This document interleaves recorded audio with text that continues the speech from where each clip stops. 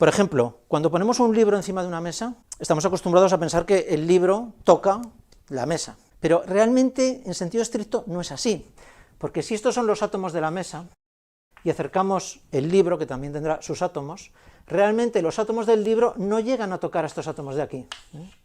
Concretamente los electrones y núcleos de estos átomos del libro no llegan a tocar a los electrones y los núcleos de los átomos de la mesa. Se quedan a una distancia que está motivada precisamente por el principio de exclusión de Pauli y también por la repulsión electrostática. Es una distancia que es del orden de una 10.000.000ª de milímetro, es decir, 0,00001 milímetros. Esta es la distancia típica a la que se quedan estos átomos, los átomos del libro en este caso, de los átomos de la mesa. Es decir, que a pesar de las apariencias, el libro realmente está flotando encima de la mesa, a una distancia pequeñísima, pero está flotando. Y nosotros cuando estamos de pie, pues realmente nuestros zapatos no tocan el suelo, sino que estamos flotando a una distancia de una 10.000.000ª de milímetro aproximadamente. Es decir, que cuando pensamos que tocamos las cosas y que las cosas nos hacen contacto, pues realmente no es así, realmente se quedan muy cerquita, pero no llegan a tocarse. Esto puede resultar antiintuitivo, porque si los objetos no se tocan, ¿cómo es que tienen efecto unos sobre otros? Cuando una bola de billar golpea a otra, pues la empuja y la mueve. Cuando arrugamos un trozo de tela o de papel, pues lo que estamos haciendo es con nuestra fuerza, estamos cambiando la estructura de ese objeto, estamos modificándolo, deformándolo, entonces parece que estaríamos tocándolo, pero realmente no es así, realmente todo sucede a una corta distancia. Es decir, cuando yo arrugo un trozo de papel, si estos son los átomos del papel y estos son los átomos de mi mano, al acercar mi mano al papel y ejercer fuerzas, lo que sucede es que esta estructura se deforma, es decir, al acercar mi mano al papel se produce una deformación de esta estructura, se retrae, debido a que yo estoy acercando mi mano al papel. Estos son los átomos de mi mano y estos son los átomos del papel. Los acerco y el papel se retrae, pero siempre se mantiene a una cierta distancia de mi mano, que es del orden, como hemos dicho, de una 10.000.000ª de milímetro. Es decir, que aunque parezca que por supuesto que actuamos sobre los objetos, porque arrugamos un trozo de papel, rompemos un papel, nos tocamos y sentimos cosas, o incluso podemos hacernos daño, pero realmente son efectos que se producen sobre esas estructuras, pero sin llegarse a tocar en sentido estricto. Los electrones y los núcleos de mis átomos nunca llegan a tocar los electrones y los átomos del otro material. Está muy cohesionado, esto es una estructura muy firme, es una rejilla metálica. De hecho, yo si quiero atravesarla apretando, pues a lo mejor consigo deformarla, consigo empujar las moléculas, pero lo que no consigo es romper los enlaces entre las moléculas, entonces no puedo atravesar con el dedo el colador. Sin embargo, si lo que lanzo sobre el colador son partículas que son más pequeñas que los agujeros que hay en esa rejilla, las partículas se colarán por los agujeros. El agua penetra por el colador exactamente como si fuera un fantasma que atraviesa un objeto. Bien, naturalmente no todos los objetos son como un colador y tienen agujeros. Cuando miramos una pared o miramos un trozo de metal, pues no vemos agujeros por los que podamos colarnos. Pero eso es una apariencia. Si pudiéramos mirar con una lupa formidable la estructura interna de, por ejemplo, un metal o un trozo de roca, lo que veríamos es que la materia está prácticamente vacía. Lo que veríamos es que los núcleos atómicos de los átomos que componen esa estructura están alejados unos de otros a distancias enormemente más grandes que el tamaño de los propios núcleos. Y entre medio no hay prácticamente nada, salvo unos pocos electrones. Aquí he puesto un signo más para indicar que los núcleos están cargados positivamente y los electrones cargados negativamente. Hay unos pocos electrones que, por lo que sabemos, además, son puntuales, es decir, no tienen tamaño, tienen un tamaño que es cero. Es decir, que la materia realmente está prácticamente vacía. De hecho, este dibujo está exagerado. Realmente las distancias entre los núcleos son enormemente más grandes que los propios núcleos. Para ilustrar esto, pensad en lo siguiente. Si cogiéramos todas las partículas que forman un material, los núcleos y los electrones, y los juntáramos, apiñáramos todos los núcleos, ¿qué pasaría? Pues, por ejemplo, un edificio, como el que estamos, reduciría su tamaño hasta ser como un grano de arena. Hasta ese punto se reduciría, porque prácticamente toda la estructura, todas las paredes, todos los materiales que hay, realmente por dentro están prácticamente vacíos. Esto de hecho es lo que le pasa a las estrellas cuando colapsan gravitatoriamente. Una estrella que puede tener un radio de millones de kilómetros, cuando colapsa gravitatoriamente y forma una estrella de neutrones, todo ese material se concentra en una bola de unos pocos kilómetros de diámetro. Así que, efectivamente, la materia, vista al microscopio, está prácticamente vacía, y por lo tanto, no sería problema, en principio, que una estructura atravesara a otra, exactamente igual que, por ejemplo, una bandada de pájaros atraviesa a otra bandada de pájaros. Pasan entre medio y no hay ningún problema porque hay sitio suficiente entre ellos para atravesarse. Entonces, ¿por qué no sucede? Ahora que entendemos el problema, vamos a intentar responder por qué esto no pasa y por qué realmente los objetos son básicamente impenetrables. Hay dos efectos que contribuyen a la impenetrabilidad de los objetos y los vamos a discutir por separado. Vamos a empezar hablando de la repulsión eléctrica. Para esto tenemos que imaginar cómo son los átomos. Vamos a pensar en el átomo más sencillo de todos, que es un átomo de hidrógeno. Está formado por un núcleo, que es simplemente un protón de carga positiva, y un electrón que está danzando alrededor del núcleo. Es preferible no imaginarse el electrón como una bolita que está dando vueltas alrededor del núcleo. Esta es una imagen que tenemos muy metida en la cabeza todos, pero realmente no es así. Realmente, desde el punto de vista de la mecánica cuántica, el electrón ocupa un espacio, es decir, hay un espacio alrededor del núcleo en el cual es posible encontrar al electrón. Hay una probabilidad de encontrar al electrón en algún punto de este espacio. Este espacio esférico alrededor del núcleo atómico es lo que se llama un orbital electrónico, o la función de onda del electrón. Es como una nube en la cual podemos encontrar al electrón. Este es el aspecto que tiene un átomo de hidrógeno. Pensad que si imaginamos el núcleo atómico, en este caso un protón, del tamaño de una mota de polvo, de una décima de milímetro, entonces el tamaño del orbital, que sería el tamaño del átomo, sería como un salón de 6 metros de lado. Un salón enorme en comparación con la mota de polvo. Esto lo que nos dice es que, efectivamente, nos corrobora, la materia está prácticamente vacía, porque un núcleo, un átomo de hidrógeno, pues sí, tiene dos partículas, pero son como dos motas de polvo en un salón enorme. Es decir, que efectivamente la materia está prácticamente vacía. Ahora vamos a pensar qué sucede cuando acercamos un átomo de hidrógeno a otro átomo de hidrógeno. Y su orbital electrónico, por el que anda el electrón, y acercamos otro átomo también de hidrógeno. Bien, si pensamos en el electrón, por ejemplo, de este segundo átomo de hidrógeno, este electrón se sentirá atraído por este núcleo, que es de carga positiva, pero repelido por el electrón que está en la corteza de este átomo de aquí. Estos dos efectos se compensan perfectamente, como es un átomo de forma esférica, se compensan perfectamente y al final es un átomo neutro que no ejerce ninguna fuerza eléctrica sobre el electrón ni sobre el protón.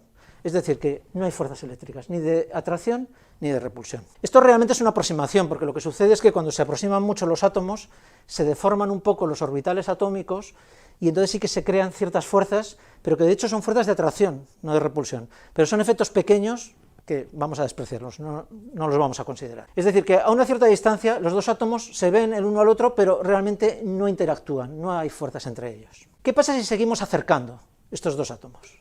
Es decir, llega un momento en el que el segundo átomo se nos mete dentro del primero.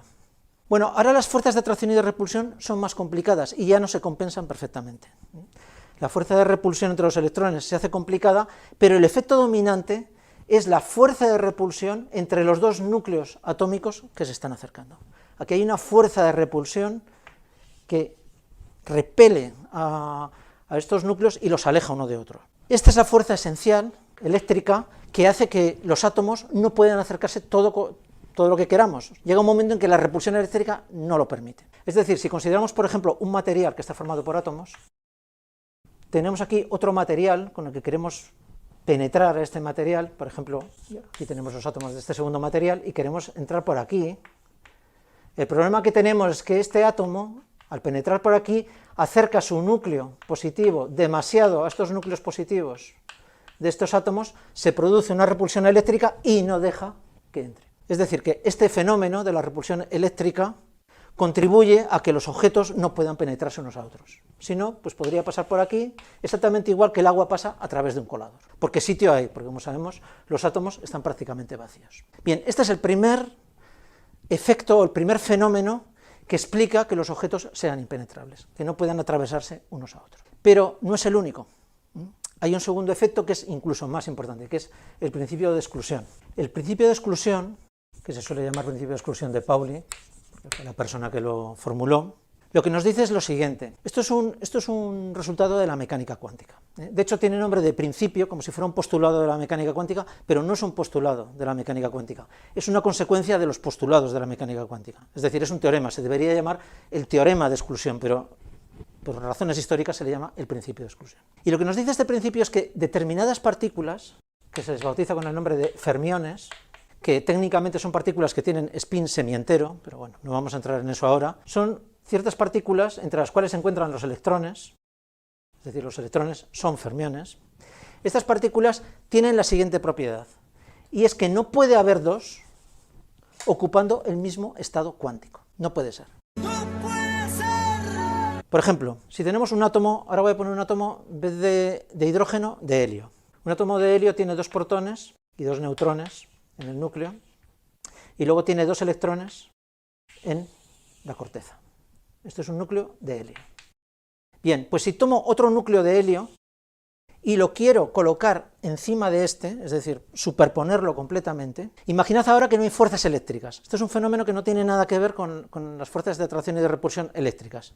Sucedería igual aunque los electrones no tuvieran carga eléctrica, o sea que apagamos las fuerzas eléctricas. En principio yo podría coger este átomo y ponerlo perfectamente encima de donde está el primer átomo. Por supuesto que este núcleo de aquí, que tiene carga positiva, sería repelido por este núcleo de aquí, que tiene carga positiva, como hemos visto, pero ahora nos estamos olvidando de las fuerzas de atracción y repulsión eléctricas. Por lo tanto, en principio, yo podría ponerlo. Bueno, pues lo que nos dice el principio de exclusión de Pauli es que eso no es posible, porque entonces los electrones de este átomo tendrían un estado que sería idéntico a los electrones de este primer átomo, de aquí, y eso no puede ser. He puesto 2 electrones, y por eso he tomado un núcleo de helio en vez de uno de hidrógeno, porque los electrones pueden tener el spin, que es el momento angular, apuntando hacia arriba o hacia abajo.